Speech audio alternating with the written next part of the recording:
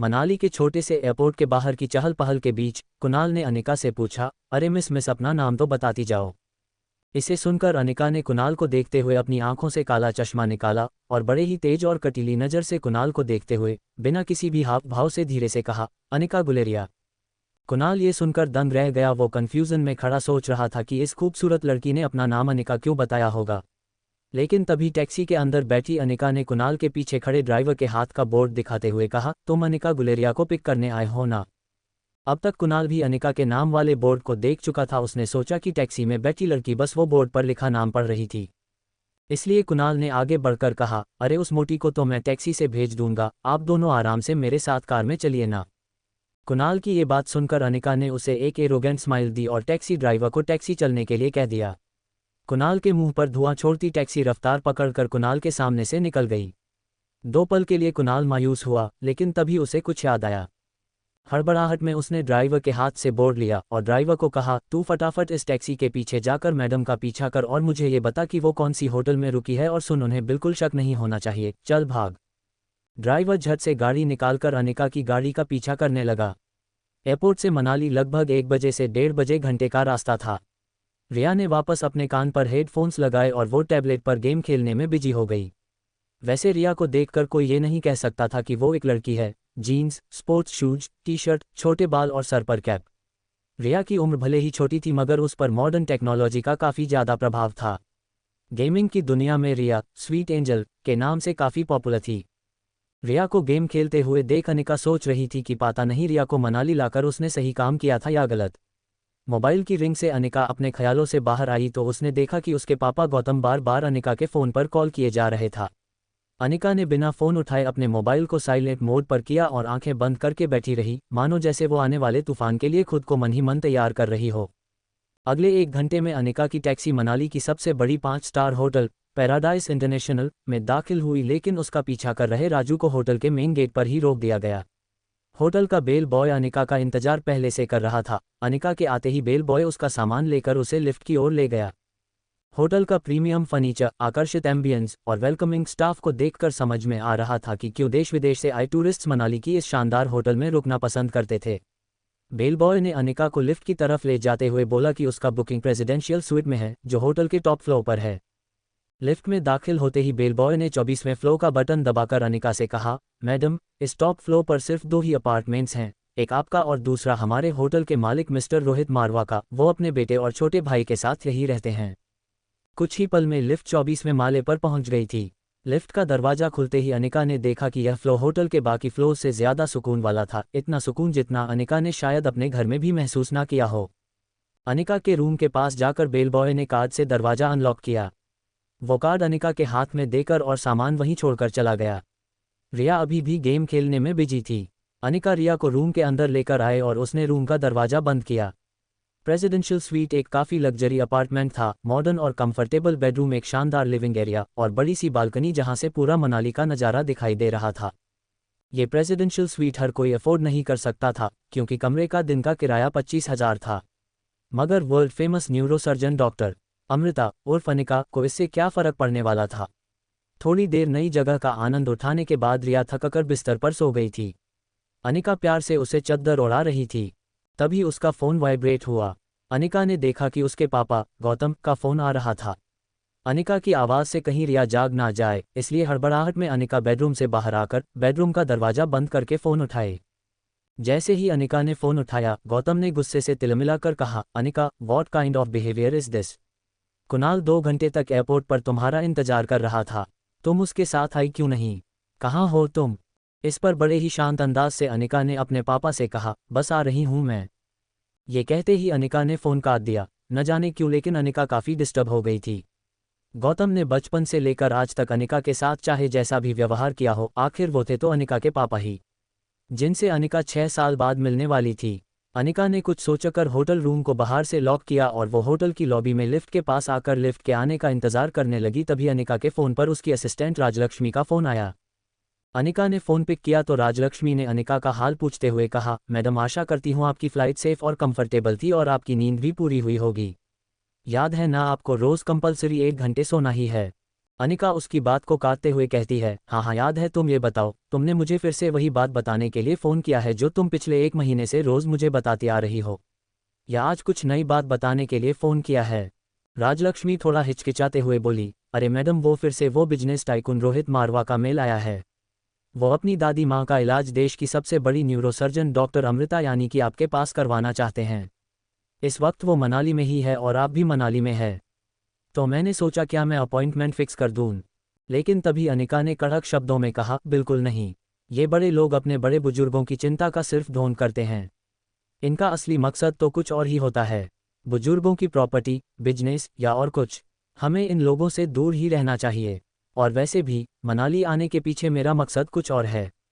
उस मकसद से मैं अपना ध्यान नहीं भटकाना चाहती। और हाँ राजलक्ष्मी, ये मत भूलो कि मैं इस वक्त ऑफिशियल लीव पर हूँ। राजलक्ष्मी अनिका की असिस्टेंट ही नहीं बल्कि उसकी दोस्त भी थी, इसलिए उसने अनिका का मूड लाइट करते हुए कहा, ओ मैम, एज यू विश। मगर एक बात बता दूँ, मैंने सुना है ये रोहित मारवा की पर्सनैलिटी काफ़ी डैशिंग है, टॉल, डार्क, हैंडसम, और हाँ इतनी सी उम्र में इतना बड़ा बिजनेस टाइकून। देश की काफ़ी लड़कियां उनसे सिर्फ बात करने को मर मिटने को तैयार होती हैं। और आप हैं कि रोहित आपसे खुद मिलना चाहता है और आप उसे अवॉइड कर रही हैं। अगर लाइफ में थोड़ा सा रोमांस आ ही जाता है तो इसमें नुकसान क्या है? बाकी आपकी मर्जी, सोच लो। रोहित का फोटो भेजूंगी। अनिका समझ गई थी कि राजलक्ष्मी अब उसकी टांग खींच रही थी। तभी अनिका ने लिफ्ट को ऊपर आता देख राजलक्ष्मी से जल्दी जल्दी में कहा कि अगर ऐसा है तो तुम एक काम करो, तुम ही उसे डॉक्टर अमृता बनकर मिल लो। वैसे भी यहाँ डॉक्टर अमृता को चेहरे से कोई नहीं जानता, यहाँ तो मैं सिर्फ अनिका गुलेरिया हूँ। अब चलो, फ़ोन रखो। लेकिन राजलक्ष्मी ने भी जल्दी जल्दी में बोला, ठीक है, I hope you enjoy your vacation. और हाँ, रोहित की फ़ोटो भेजूंगी, एक बार देख जरूर लेना। इसके पहले कि राजलक्ष्मी अपनी बार पूरी कर पाती, अनिका हंसते हुए फ़ोन काट देती है। लेकिन इसके पहले कि अनिका लिफ्ट के अंदर जा पाती, लिफ्ट वापस बंद होकर नीचे चली जाती है। तभी अनिका को लगा जैसे मानो उसके पीछे कोई खड़ा हो। अनिका ने जैसे ही पीछे मुड़कर देखा तो वो हैरान हो गई। पीछे रिया खड़ी थी, उसका चेहरा कुछ उखड़ा हुआ था और वो बस अनिका को एकटक देखे जा रही थी। अनिका को लगा कि रिया नींद से अचानक उठ गई होगी और जब उसने अनिका को पास नहीं देखा होगा इसलिए ऐसे खड़ी होगी।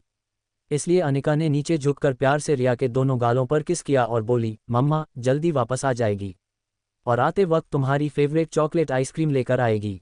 ठीक है, चलो अब जाओ कमरे में और आराम करो या तो अपना फेवरेट वीडियो गेम खेलो। तभी वापस लिफ्ट आ चुकी थी। लिफ्ट का दरवाज़ा खुला और अनिका लिफ्ट के अंदर चली गई। अंदर जाकर अनिका ने रिया से फिर एक बार कहा, सीधे रूम में चले जाना, हाँ mamma will miss you and mamma loves you. Lift का दरवाज़ा बंद हो गया और लिफ्ट नीचे जाने लगी। बाहर जाने की जल्दी में अनिका एक बात भूल रही थी कि उसने अपने कमरे का दरवाज़ा बाहर से बंद किया था। फिर भी रिया रूम में बाहर कैसे आ गई थी? अनिका की लिफ्ट के नीचे जाते ही अनिका के रूम के सामने वाले रूम का दरवाज़ा खुला और उसमें से एक 26-27 साल का हैंडसम आदमी बाहर आया। ब्लैक चमकीले leather shoes, black trousers, white shirt और ब्लैक ब्लेजर। किसी रियासत के राजकुमार से बिल्कुल कम नहीं लग रहा था वो आदमी, और लगे भी क्यों नहीं, क्योंकि ये आदमी था मारवा इंडस्ट्रीज का सीईओ रोहित मारवा। रोहित अपने कमरे से निकला और लिफ्ट के पास खड़े बच्चे की तरफ बढ़ते हुए और उस बच्चे को डांटते हुए रोहित ने कहा, बेटा कितनी बार कहा है तुम्हें कि ऐसे ही बिना बताए कमरे से बाहर मत निकला करो, तुम मेरी बात सुनते क्यों नहीं? आर्यन, जिस लड़की को रिया समझकर अभी कुछ ही पल पहले अनिका ने बात की थी, उसी बच्चे को रोहित किसी दूसरे नाम से पुकार रहा था। लेकिन सच बात वो यही थी कि वो बच्चा रिया नहीं बल्कि आर्यन था। दरअसल अनिका जिस बच्चे को रिया समझकर उससे बात कर रही थी, वो बच्चा मशहूर बिजनेस टाइकून रोहित मारवा का इकलौता बेटा आर्यन था। मारवा इंडस्ट्रीज का इकलौता वारिस आर्यन। और इन सब में सबसे मज़ेदार बात यह थी कि रोहित का बेटा आर्यन और अनिका की बेटी रिया दोनों की शक्ल एक दूसरे से मिलती जुलती थी, यानी कि रिया और आर्यन हम शक्ल थे। तो रोहित लॉबी में जिस बच्चे से बात कर रहा था वो दरअसल आर्यन ही था और रिया अभी भी अनिका के कमरे में सो रही थी। रोहित आर्यन से बात कर रहा था लेकिन आर्यन की नज़रें अभी भी लिफ्ट के दरवाजे पर जमी हुई थी। आर्यन की गोलमटोल आंखें और खूबसूरत मासूम सा चेहरा देखकर ऐसा महसूस होता था जैसे उसने अभी अभी आकाश से उतरता हुआ टिमटिमाता तारा देख लिया हो। रोहित ने पीछे से फिर से आर्यन को आवाज़ देते हुए कहा, आर्यन ध्यान कहाँ है तुम्हारा? सुना नहीं बेटा, अंदर चलो। रोहित आर्यन का हाथ पकड़ के उसे लगभग खींचते हुए रूम के अंदर ले जा रहा होता है। तभी आर्यन ने झटके से अपना हाथ छुड़ाकर रोहित से कहा, मुझे चॉकलेट आइसक्रीम चाहिए। ये सुनकर रोहित थोड़ा हैरान हो गया। हमेशा गुमसुम और गुपचुप रहने वाले आर्यन का बर्ताव आज रोहित को कुछ अजीब लग रहा था। रोहित ने तुरंत कुछ सोचकर अपनी जेब से फ़ोन निकाला। और होटल के सीसीटीवी रूम में फ़ोन करके उसके रूम के बाहर का सीसीटीवी फुटेज तुरंत मंगवाया। वो देखना चाहता था कि अभी अभी लिफ्ट के पास आर्यन के साथ क्या हुआ था। कुछ ही पल में सिक्योरिटी इंचार्ज लैपटॉप पर सीसीटीवी लेकर आया गया फुटेज में रोहित ने जो देखा वो देखकर वो दंग हो गया। आर्यन एक ऐसा बच्चा था जो किसी अजनबी से तो दूर बल्कि रिश्तेदारों से भी ज़्यादा बात नहीं करता था, ना ही उसके पापा के अलावा किसी के साथ मिक्स हो पता होता था। लेकिन सीसीटीवी में आर्यन ने एक बिल्कुल अनजान औरत को अपने पास आने दिया, यहाँ तक कि उसे किस भी करने दिया। ये बात रोहित को बड़ी अजीब लगी। रोहित सोच रहा था कि ये कैसे हो गया, वही आर्यन बार बार दोहरा रहा था, चॉकलेट आइसक्रीम चाहिए, मुझे चॉकलेट आइसक्रीम चाहिए। दूसरी तरफ अनिका गुलेरिया हाउस पहुंच गई थी। गुलेरिया हाउस उसका अपना घर जो 6 साल पहले तक खंडहर जैसा था, लेकिन अनिका ने आज घर के मेन गेट में कदम रखा तो देखा कि घर का रूप रंग पूरी तरफ से बदल चुका था। गार्डन फिर से हरा भरा हो चुका था और उसी हरे भरे बगीचे के बीचों बीच रंगीन लाइटों वाला शानदार फव्वारा था। घर के मेन गेट से अंदर आते ही अनिका को महसूस हुआ कि घर के अंदर पार्टी चल रही थी। अनिका ने गार्डन में खड़े हुए देखा कि वहां यंग लड़के लड़कियां अंग्रेजी गानों पर नाचते झूमते नजर आ रहे थे। वहीं कहीं एक बोर्ड लगा हुआ था जिस पे लिखा था हैप्पी बर्थडे कामिनी। कामिनी यानी अनिका की सौतेली छोटी बहन, उसी के बर्थडे की पार्टी चल रही थी। तभी गार्डन के किसी कोने से एक लड़की के गिड़गिड़ाने की आवाज़ आई। अनिका ने आवाज़ की दिशा में घूमकर देखा तो एक लड़की ज़मीन पर गिरी हुई थी। जैसे ही वो लड़की अपने कपड़े साफ करती हुई उठी, अनिका को याद आया कि वो लड़की अनिका की बुआ की बेटी प्रीति थी। अगले साल मिस हिमाचल बनूंगी और उसके बाद मिस इंडिया। क्या तुम अब भी कहोगी कि तुम्हारी अनिका दीदी मुझसे ज़्यादा खूबसूरत है? डरी सहमी प्रीति ने दबी आवाज़ में कहा, हाँ अनिका दीदी बहुत सुंदर है, हाँ अनिका दीदी सबसे ज़्यादा सुंदर है। कामिनी के हाथ में अनिका का पुराना फ़ोटो था। वो अपनी सहेलियों को फ़ोटो दिखाकर पूछ रही थी, ध्यान से देखो इस मोटी को। ये पागल प्रीति कह रही है कि ये मोटी मुझसे ज़्यादा सुंदर दिख है। अब तुम लोग बताओ, जिसे ये मोटी सुंदर लगे वो तो कोई पागल ही होगी ना। जमीन पर गिरी प्रीति दबी कुचली आवाज में कहती है, अनिका दीदी सचमुच बहुत सुंदर है, बस उनका वजन थोड़ा सा ज़्यादा है। लेकिन इस बात पर तो कामिनी तिलमिला उठी, यू स्टूपिड गर्ल, तुझे पता भी है कि खूबसूरती क्या होती है? मुझे देख, मेरे फेस को, मेरे बॉडी को देख, ये होती है खूबसूरती। ऊपर से मैं मेडिकल स्टूडेंट हूँ और इस साल मिस मनाली कंपटीशन भी जीत चुकी। प्रीति की बात सुनकर सब हंस पड़े। कामिनी ने बड़े ही स्टाइल और एटीट्यूड में चलते हुए सब लोगों से कहा, अच्छा एक काम करते हैं, वोटिंग कर लेते हैं। आपको वोट करना है कि इस मोटी और मुझ में ज़्यादा खूबसूरत कौन है, ठीक है? ये बात कहकर कामिनी ने अपने एक दोस्त से सिगरेट जलाने का लाइटर लिया और उससे अनिका की फ़ोटो जला दी। दूर खड़ी अनिका चुपचाप ये सब देख रही थी। कामिनी ने जले हुए फ़ोटो के टुकड़े एक जूस के गिलास में मिला दिए और कहा, तो गाइस, क्या आप अपने वोट के साथ तैयार हो? तो बोलो मुझे कितने वोट?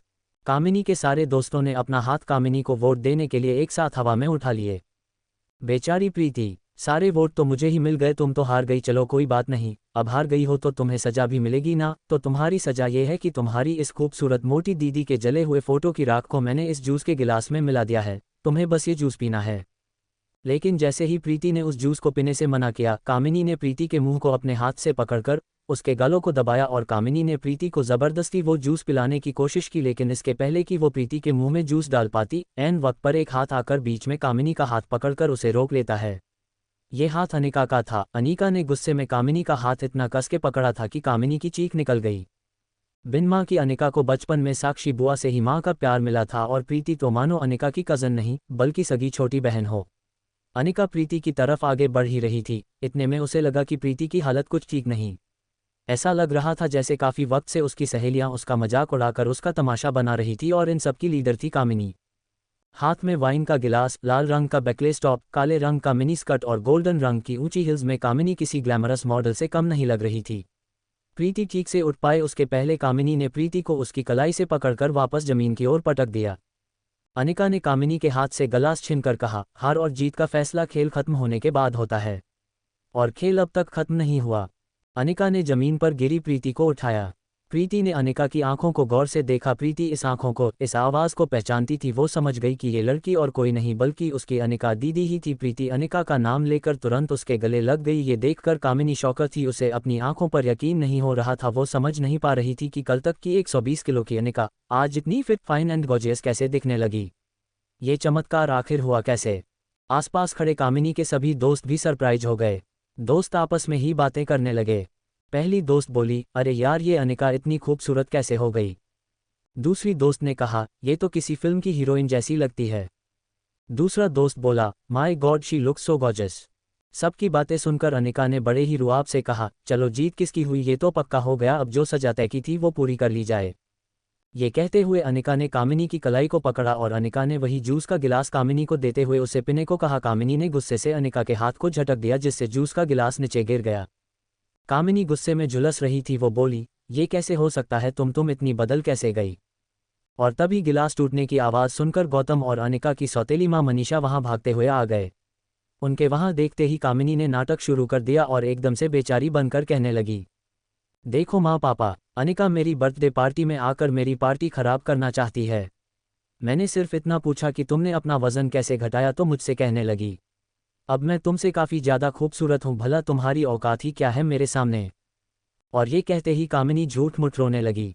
इससे पहले कि अनिका अपनी सफाई में कुछ कहती, हमेशा की तरह गौतम ने बिना सच्चाई जाने अनिका को डांटना शुरू कर दिया, बस करो अब अनिका, बहुत तमाशा हो गया, एक डिवोर्स पेपर पर साइन करने के लिए कितना नाटक करोगी, और घर के अंदर चलो, कुछ जरूरी बात करनी है तुमसे। ये कहते हुए गौतम और मनीषा अनिका का हाथ पकड़कर उसे अंदर ले गए। घर में घुसते ही गौतम दरवाजा बंद करता है और 6 साल बाद अपनी बेटी को मिलने की कोई भी खुशी ना जताते हुए और सीधा मुद्दे की बात करते हुए गौतम सीधे मुद्दे की बात शुरू करता है। देखो अनिका, जो हो गया सो हो गया, हम लोगों को और परेशान करके तुम्हें क्या मिलेगा। तुम मेहरबानी करके इन 2 कागजात पर साइन कर दो।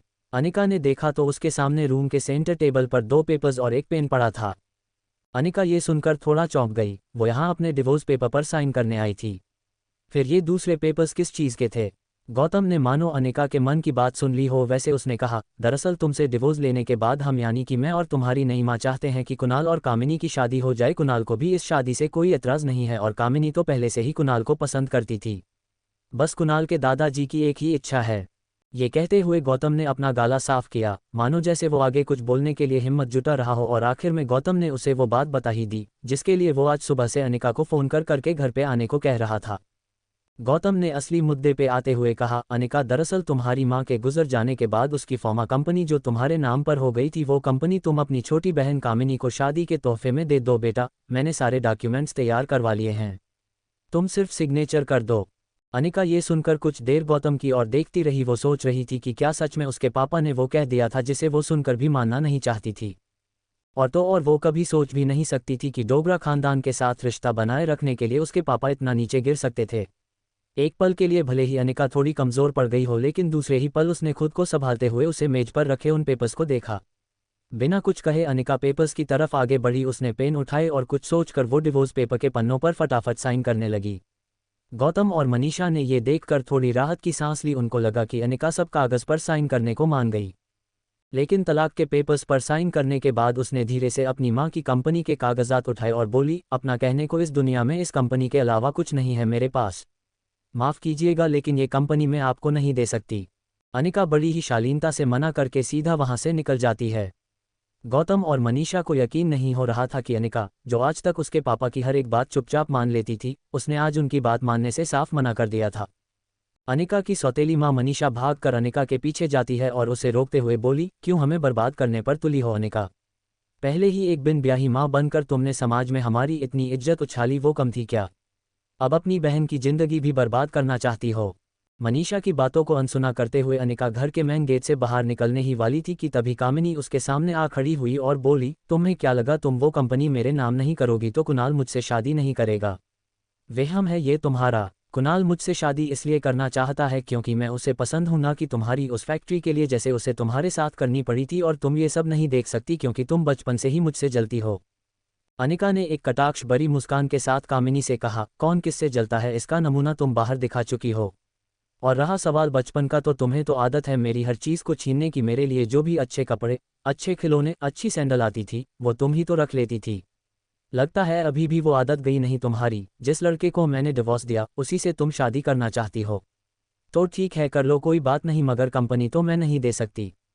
बचपन में अनिका का फ़ायदा हर कोई उठा ले जाता था, लेकिन इसके बावजूद उसके मुंह से कभी चुतक नहीं निकलती थी। शायद इसीलिए सब ने सोचा होगा कि अभी भी अनिका को बेहला फुसलाकर, समाज का और बहन के भविष्य का वास्ता देकर बहलाकर उसका फ़ायदा उठाया जा सकता है। लेकिन किसी को नहीं पता था कि अनिका का शरीर ही नहीं, उसका मन, उसके विचार, हर कुछ इन 6 सालों में बदल चुका था। आज अनिका को इस तरह सबके अरमानों पर पानी फेरता देख सब लोग गहरे शौक में थे। अनिका के मुंह से ऐसे तीखे शब्द कामिनी पहली बार सुन रही थी और अब कामिनी का पारा 7वें आसमान पर था। वो घुराती हुई अनिका से बोली, समझती क्या हो खुद को? वजन घटा लिया तो जबान भी लड़ाना सीख गई क्या? चाहे कुछ भी कह लो, मैं कल भी तुमसे ज़्यादा खूबसूरत थी और मैं हमेशा तुमसे ज़्यादा खूबसूरत रहूंगी, दिखने में भी तुमसे आगे और पढ़ने में भी तुमसे आगे, कुछ ही साल में डॉक्टर बन जाऊंगी। मुझ जैसी लड़की को छोड़कर कुणाल तुम्हारे पास वापस आ ही नहीं सकता। कामिनी भी नहीं जानती थी कि उसके मुंह से आखिर कुणाल की बात क्यों निकल गई थी, लेकिन उसकी इस बात पर अनिका ने भी मुस्कुरा कर कह दिया, तो चलो एक और शर्त लगाए। अनिका की ये बात सुनकर ना जाने क्यों कामिनी का कॉन्फिडेंस अचानक से थोड़ा कम हो गया, क्योंकि कहीं ना कहीं उसे हकीकत पता थी। वो अनिका का नया रूप भी देख चुकी थी और वो कुणाल की फितरत से वाकिफ भी थी। और तभी घर के मेन गेट के बाहर से कुणाल की आवाज़ आई, कहाँ गई वो मोटी? मुझे एयरपोर्ट पर 2 घंटे वेट करवाया, आज छोड़ूंगा नहीं उसे। कुणाल की ये बात सुनकर कामिनी टेंशन में आ गई, लेकिन अनिका वही खड़े कामिनी के सामने मुस्कुरा रही थी।